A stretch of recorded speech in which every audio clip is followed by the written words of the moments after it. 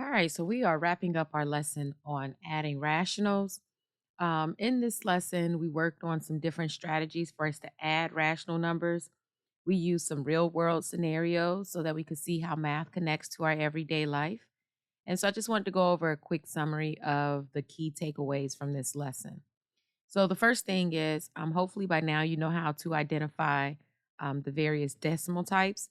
One of them is terminating decimals. Remember that when a fraction results in a terminating decimal, then you should be able to convert all of the terms in your addition problem into a fraction or a decimal. You also know that if it's a repeating decimal, you want to convert all terms to a fraction. That is going to make sure that we have accurate results.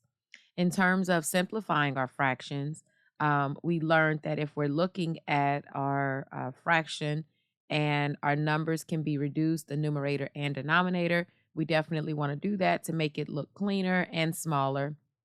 Um, next thing that we talked about was the least common multiple, also known as the LCM, and the LCD, which is the least common denominator.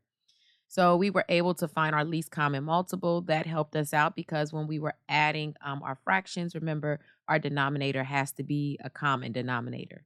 And so it allowed us to find out what that denominator should be.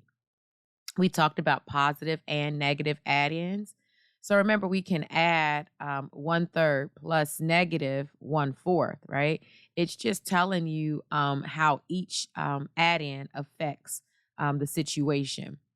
In terms of our real world scenario, we talked about a veterinarian. They were tracking the cat's weight over time. We noticed that there was some gains in the cat's weight. We also noticed that there was some losses, and that helped us so that we could keep an accurate record over the time that we were monitoring the cat to figure out what the ending weight was. We also talked about changes in a local forest.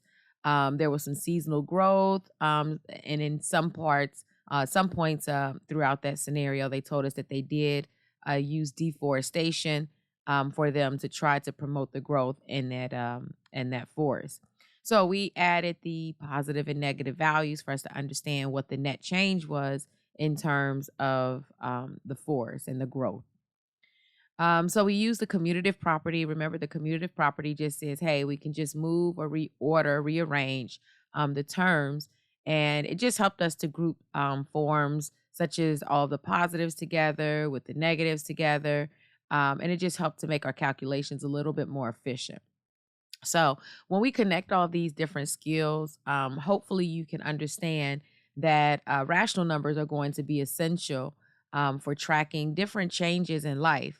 And it could be anything from monitoring your pet's health, environmental changes, or anything else that you can possibly think of.